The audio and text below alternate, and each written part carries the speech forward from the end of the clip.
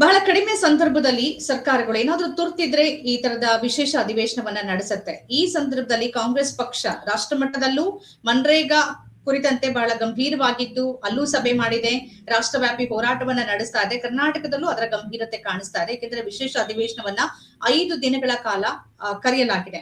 ಈ ಅಧಿವೇಶನವನ್ನ ಕರೆದಿರೋದು ಮತ್ತು ಇಲ್ಲಾಗುವ ಚರ್ಚೆ ಮತ್ತು ಇದರ ಅಗತ್ಯತೆ ಇದೆಲ್ಲದರ ಬಗ್ಗೆ ತಮ್ಮ ಪಾಯಿಂಟ್ ಆಫ್ ವ್ಯೂ ಏನು? ಈಗ ಈ Mahatma Gandhi national rural employment guarantee scheme ಅವ್ರ ಗ್ಯಾರಂಟಿ ಆಕ್ಟ್ ಮನ್ರೇಗಾ, ಹಾಗೇನೆ ಇದೊಂದು ವಿಬಿಜಿ ರಾಮ್ಜಿ ಏನಾಗಿದೆ ಅಂದ್ರೆ ಈ ಬಿಜೆಪಿ ಸರ್ಕಾರಕ್ಕೆ ಮುಂಚಿನಿಂದಲೂ ಕೂಡ ನಮ್ಗೆಲ್ಲ ಗೊತ್ತಿರೋ ಮಾತದು ಗಾಂಧಿ ಅನ್ನೋ ಶಬ್ದದ ಬಗ್ಗೆ ಸ್ವಲ್ಪ ಸಮಸ್ಯೆ ಇದೆ. ಗಾಂಧಿ ಅದು ಮಹಾತ್ಮ ಗಾಂಧಿ ಆಗಿರ್ಲಿ, ಇಂದಿರಾ ಗಾಂಧಿ ಆಗಿರ್ಲಿ, ರಾಹುಲ್ ಗಾಂಧಿ ಆಗಿರ್ಲಿ, ರಾಜೀವ್ ಗಾಂಧಿ ಆಗಿರ್ಲಿ, ಗಾಂಧಿ ಅನ್ನೋ ಶಬ್ದ ಅವ್ರಿಗೆ ಅಷ್ಟಾಗಿ ಆಗಿ ಬರೋದಿಲ್ಲ. ಮಹಾತ್ಮ ಗಾಂಧಿಯಿಂದ ಸ್ವಾತಂತ್ರ್ಯ ಬಂತು ಅಂದ್ರೆ ಅವ್ರಿಗೆ ಆಗೋದಿಲ್ಲ. ಇನ್ನು 1000 ಜನ ಹೋರಾಟ ಮಾಡಿದ್ದಾರೆ, ಯಾಕೆ ಮಹಾತ್ಮ ಗಾಂಧಿಗೆ ಮಾತ್ರ ನಾವು ಶ್ರೇಯಸ್ಸನ್ನ ಕ್ರೆಡಿಟ್ ಅನ್ನ ಕೊಡಬೇಕು ಅನ್ನೋ ಒಂದು ವಾದ ಮಾಡ್ತಾರೆ. ಹಾಗೆ ಇದು ಕೂಡ ಇಲ್ಲಿ ಏನಾಗಿದೆ ಅಂದ್ರೆ ಅದು ಕೇವಲ ಈ ಒಂದು ಹೆಸರಿನ ವಿಚಾರದ ಬಗ್ಗೆ ಚರ್ಚೆ ಮಾಡೋದು ಬೇರೆ, ಆದ್ರೆ ಈ ಒಂದು ಇಡೀ ಒಂದು ಯೋಜನೆ ಏನಿತ್ತಲ್ಲ, ಯೋಜನೆಯ ರೂಪುರೇಷೆಗಳನ್ನೇ ಬದಲಾಯಿಸಿ ಯಾವ ಯೋಜನೆಯಲ್ಲಿ employment was matter of right, now it is employment of matter of demand in case of VBG Ramji. ಮನ್ರೇಗಾದಲ್ಲಿ ಇಟ್ಸ್ ಮ್ಯಾಟರ್ ಆಫ್ ರೈಟ್, ಹಕ್ಕದು. ಈ ದೇಶದ ಬಡ ರೈತನಿಗೆ ಇಂತಿಷ್ಟು ದಿನಗಳ ಇಂತಿಷ್ಟು ದಿನಗಳ ಒಂದು ಕೆಲಸ, ಕೂಲಿ ಮತ್ತು ಅದರ ಆ ಒಂದು labour, it is is right. ಅದು ಒಂದು ಹಕ್ಕಾಗಿತ್ತು. ಈ ಹಕ್ಕನ್ನ ತೆಗೆದಾಕಿ ಇದನ್ನ ಬೇಡಿಕೆ ಅಂತ ಇಟ್ಟಿದ್ದಾರೆ ಒಂದು. ಇನ್ನೊಂದು ಈ ಅನುದಾನ ಪಾಲುದಾರಿಕೆ, ದ ಶೇರಿಂಗ್ ಆಫ್ ಎಕ್ಸ್ಪೆನ್ಸಸ್ 60-40, ಹಿಂದೆ 90-10 ಇದ್ದಿದ್ದು ಈಗ 60-40 ಮಾಡಿದ್ರು. ಈ ಎಲ್ಲ ಯೋಜನೆಗಳಿಂದ ಏನಾಗುತ್ತೆ, ರಾಜ್ಯ ಸರ್ಕಾರ ಹೆಚ್ಚುವರಿ ಹೊರೆ ಬೀಳ್ತಿದೆ.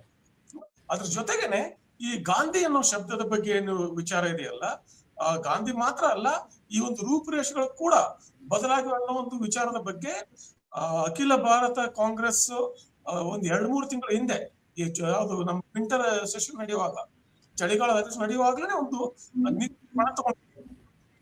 ಮೊನ್ನೆ CW ಕೂಡ ಕಾಂಗ್ರೆಸ್ ವರ್ಕಿಂಗ್ ಕಮಿಟಿಯಲ್ಲಿ ಕೂಡ ಇದೇ ತೀರ್ಮಾನ ತಗೊಂಡಿದೆ. ಅದಕ್ಕೆ ಅನುಗುಣವಾಗಿ ಒಂದು ಹೋರಾಟ ಮಾಡ್ತಾರೆ, ಅಮ್ಮ ಬೇರೆ.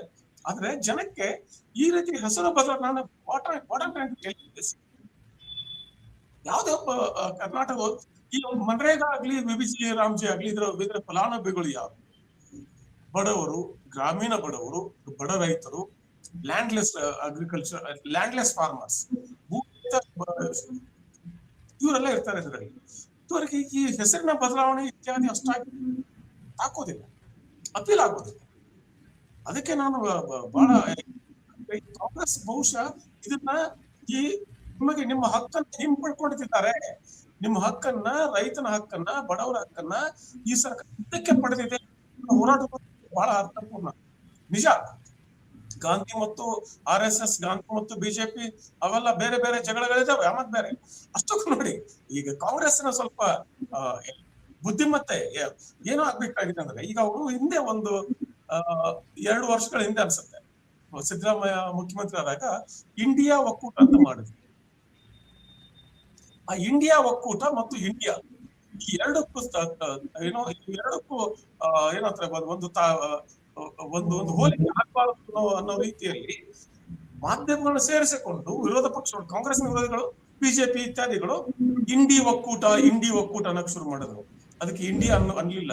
ಹಾಗೇನೆ ಈ ವಿಬಿಜಿ ರಾಮ್ಜಿ ಇದೆಯಲ್ಲ, ಇದನ್ನ ಅವ್ರ ತಲೆ ಇದ್ರೆ ಇದನ್ನ ವಿಕಸಿತ ಭಾರತ ಗ್ರಾಮ ಯೋಜನೆ ಅನ್ಬೇಕು. GRAM, ಗ್ರಾಮ, ವಿಕಸಿತ ಭಾರತ ಗ್ರಾಮ ಯೋಜನೆ. ಅದು ಈ ರಾಮನಾಥ ತಂದ ತಕ್ಷಣ ಏನಾಗ್ಬಿಡ್ತದೆ, ಈಗ ಏನಾಗಿದೆ ಇಲ್ಲಿ ಈ ಒಂದು ಧ್ರುವೀಕರಣ ಮಾಡಕ್ ಹೋಗ್ತಾರೆ, ರಾಮ ವರ್ಸಸ್ ಗಾಂಧಿ ಅಂತ. ಅದು ಬಿಜೆಪಿಯ ಒಂದು ಚಿಂತನೆ. ಅದು ರಾಮ ವರ್ಸಸ್ ಗಾಂಧಿ ಬಿಡಿ, ಗ್ರಾಮ ಹಿಡ್ಕೊಳ್ಳಿ.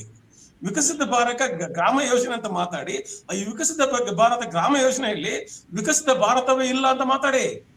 ಅಲ್ಲ, ಅದೆಲ್ಲ ಕಲ್ಪನೆ. ಈಗ ಗಾಂಧಿಯನ್ನ ಹೊರತಾದ ಅಥವಾ ಗಾಂಧಿಯನ್ನ ಹೊರಗಿಟ್ಟ, ಅವರನ್ನ ಬಿಟ್ಟ ಆತರ ನಿರೂಪಣೆ ಸಿಗೋದಿಲ್ಲ. ಯಾಕೆಂದ್ರೆ ರಾಮ ರಾಜ್ಯದ ಆ ಗ್ರಾಮ ಕಲ್ಪನೆಯನ್ನ ಕಂಡಿದ್ದೆ ಗಾಂಧಿ ಅವರು. ಹೌದು ಇವ್ರು ಹೌದು ಯಾವ ಹೌದು ಗ್ರಾಮದ ಬಗ್ಗೆ ಮಾತಾಡಿದ್ರು, ಯಾವ ರಾಮರಾಜ್ಯದ ಬಗ್ಗೆ ಮಾತಾಡಿದ್ರು, ಅದೆಲ್ಲವನ್ನ ಮಾಡಿ ಯೋಚಿಸಿ ಬೇರೆ ಅರ್ಥವನ್ನ ಕೊಟ್ಟು ಹೋದಂತವ್ರಲ್ವಾ ಬಾಪು ಅಂತ. ಅದೇನು ಹೊಸತೇನಲ್ಲ.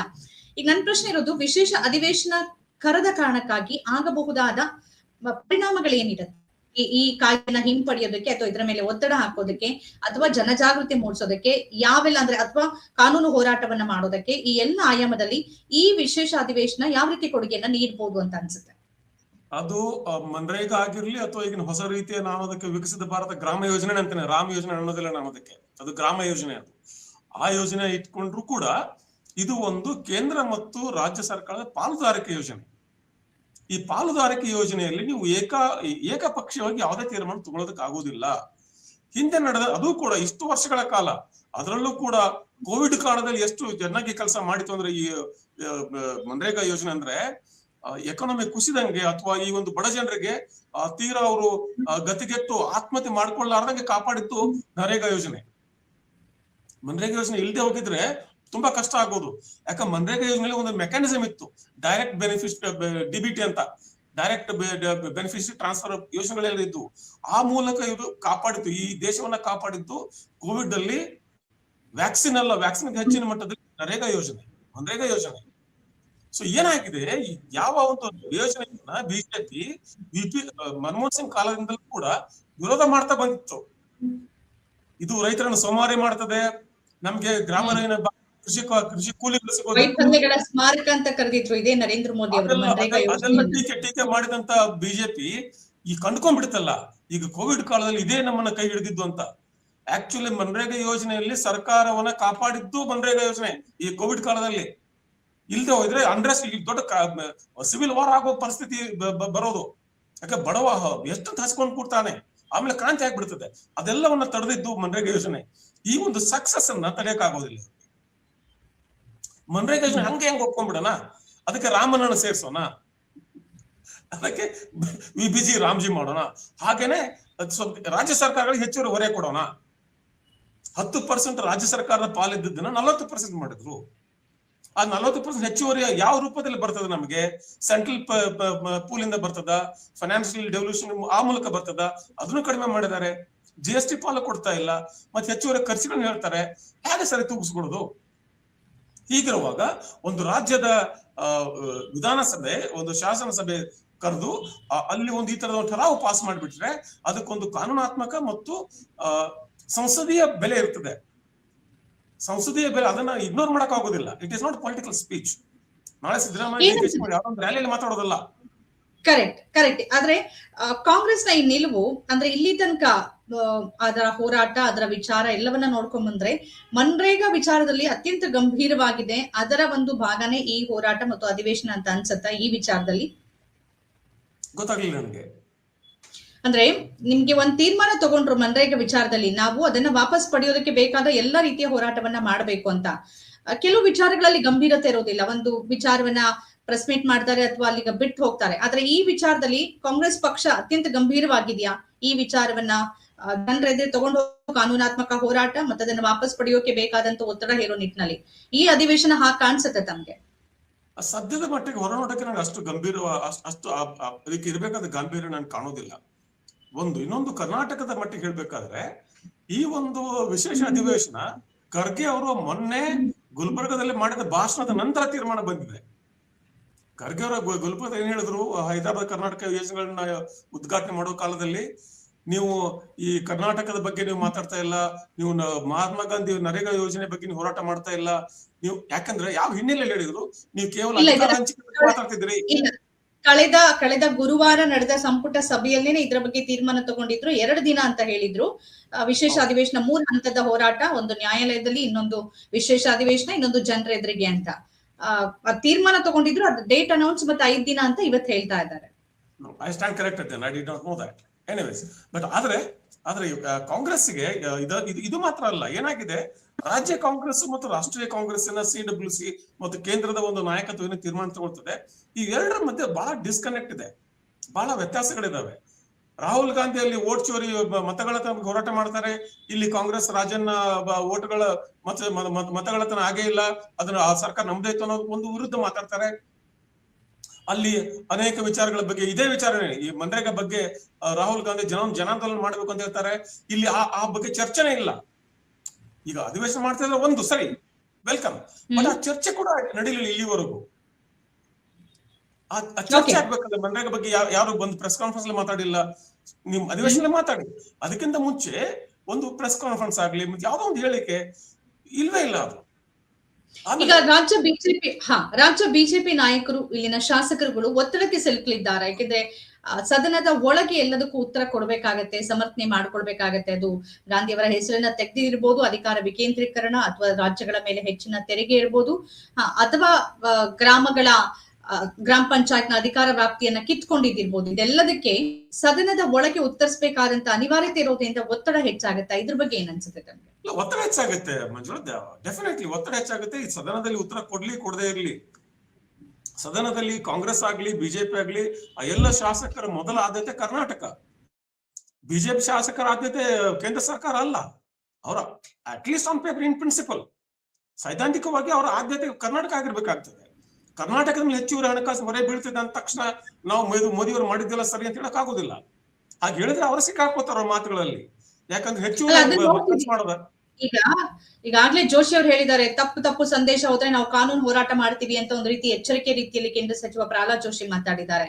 ಇನ್ನ ಅವರ ರೈತ ವಿಭಾಗದ ಎಸ್ ಪಾಟೀಲ್ ನಡಹಳ್ಳಿ ಅವರು ಹೇಳ್ತಿದ್ದಾರೆ, ನಾವು ಜನಜಾಗೃತಿ ಬಹುತೇಕ ನಾಳೆಯಿಂದ ಆರಂಭ ಆಗತ್ತೆ ಅಂತ. ತಪ್ಪು ಮಾಹಿತಿಯನ್ನ ಕಾಂಗ್ರೆಸ್ ಕೊಡ್ತಾ ಇದೆ, ನಾವು ಜನಜಾಗೃತಿ ಮೂಡಿಸ್ತೀವಿ ಅಂತ. ಇವರಿಗೆ ಅರ್ಥವೇ ಸರಿಯಾಗಿ ಆಗಿದೆಯಾ, ತಪ್ಪಾಗಿದೆಯಾ, ಅಥವಾ ಇದನ್ನ ಸರಿ ಅಂತ ವಾದಿಸೋದಕ್ಕೆ ಹೊರಟಿದಾರ ಬಿಜೆಪಿ ಅವರು? ಬಿಜೆಪಿ ಪಕ್ಷದ ನಾಯಕರುಗಳ ಆ ಒಂದು ಬ್ರೀಫ್ ಇದ್ರೆ ಅದನ್ನ ಅವರೇ ಅದನ್ನೇ ಮಾಡ್ಬೇಕಾಗುತ್ತೆ. ಆದ್ರೆ ನೀವು ರೈತರಿಗೆ ಏನ್ ಹೇಳ್ತೀರಿ? ಹೆಚ್ಚುವರಿ ಹಣ ಎಲ್ಲಿಂದ ಬರುತ್ತೆ ಅಂತ ಹೇಳ್ತೀರಿ?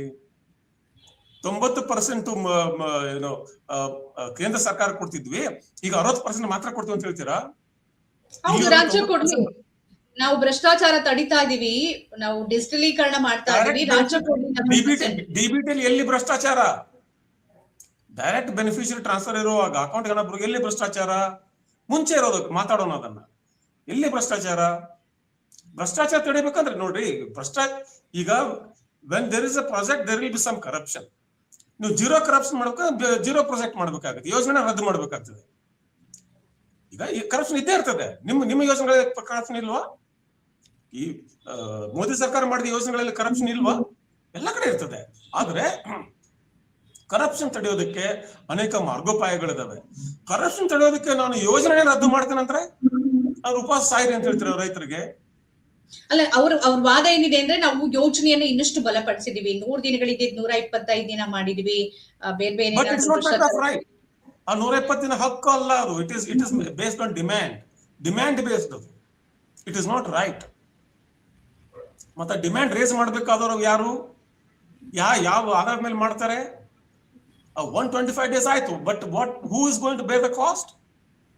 ಖರ್ಚು ನಂದಲ್ಲ ಅಂದ್ಮೇಲೆ ಬೇರೆಯವ್ರ ಮೇಲೆ 125 365 ದಿನ ಮಾಡಿ, ಖರ್ಚು ನಂದಲ್ವಲ್ಲ.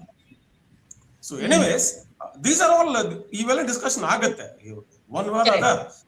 ಬಟ್ ಇಂಟೆನ್ಷನ್ ಇದೆಲ್ಲಕ್ಕಿಂತ ಮುಂಚೆ ಮುಖ್ಯವಾಗಿ ನಾವು ನೋಡ್ಬೇಕಾದ್ದು ಇದ್ರ ಹಿಂದಿನ ಉದ್ದೇಶ ಏನು, ಯಾವ ಇಂಟೆನ್ಷನ್ ಇಂದ ನೀವು ಮಾಡಿದ್ರಿ ಇದನ್ನ. 125 ಮಾಡ್ಬೇಕಾ?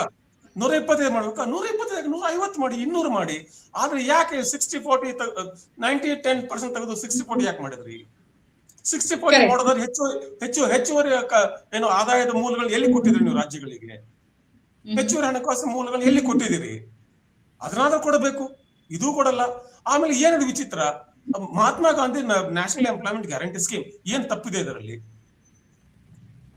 ಏನ್ ತಪ್ಪಿದೆ? ಇದು ವಿಬಿಜಿ ರಾಮ್ಜಿ ಏನಿದು? ವಿಬಿಜಿ ರಾಮ್ ಮಾಡಿದ್ರೆ GRAM ಇಸ್ ಗ್ರಾಮ್, ರೈಟ್? ವಿಕಸಿತ ಭಾರತ್ ಗ್ರಾಮ ಯೋಜನೆ ಅಂತ ಮಾಡಿ ಯಾವ ಕೂತ್ಕೊಂಡು ಅಲ್ಲಿ ನಿಮ್ಮ ನೀತಿ ಆಯೋಗದಲ್ಲಿ ಇದನ್ನ ಬರೆದು ಕೊಟ್ಟ ವಿಬಿಜಿ ರಾಮ್ಜಿ ಅಂತ? ಏನ್ ಹಂಗಂದ್ರೆ ಅಂದ್ರೆ ಈ ಮೋದಿ ಸರ್ಕಾರ ಹೇಳಿಕೊಟ್ಟಿದೆ ಅಂದ್ರೆ ನಿಮ್ಮ ಈ ದೇಶದ ಬಡವರು ರೈತರು ರಾಮನ ಭರವಸೆಯಲ್ಲಿ ಕೂತ್ಕೋಬೇಕು ಅಂತ. ಈ 11 ವರ್ಷಗಳಲ್ಲಿ ಬಿಜೆಪಿ ಆಡಳಿತದಲ್ಲಿ ನೋಡಿದ್ದು ನಾವು ಪದಗಳ ಆಟಗಳನ್ನು ನೋಡಿದ್ವಿ, ಪದಗಳು, ಘೋಷಣೆಗಳು, ಅದರ ಆಟವನ್ನು ನೋಡಿದ್ವಿ. ಅದರ ಒಂದು ಭಾಗ ಅಂತ ಅನ್ಸುತ್ತೆ. ಅಟ್ಲೀಸ್ಟ್ ಬಾಧ್ಯಸ್ಥರಾಗಬೇಕಾಗತ್ತೆ ಸದನದಲ್ಲಿ ಚರ್ಚೆ ಮಾಡುವಾಗ. ಕಾದ್ ನೋಡೋಣ, ಆ ಹೊತ್ತಿಗೆ ಮತ್ತೆ ಸಿಗೋಣ, ಮತ್ತೆ ಇದ್ರ ಬಗ್ಗೆ ಚರ್ಚೆ ಮಾಡೋಣ. ಇಷ್ಟೊತ್ತು ಈ ವಿಚಾರದ ಬಗ್ಗೆ ತಮ್ಮ ಪಾಯಿಂಟ್ ಆಫ್ ವ್ಯೂ ನಮ್ಮ ಜೊತೆಗೆ ಹಂಚ್ಕೊಂಡ್ರಿ ಡಾಕ್ಟರ್ ಬಸವರಾಜ್ ಯತ್ನಾಳ್ ಅವರೇ. ಧನ್ಯವಾದಗಳು ತಮ್ಗೆ. ನಮಸ್ಕಾರ.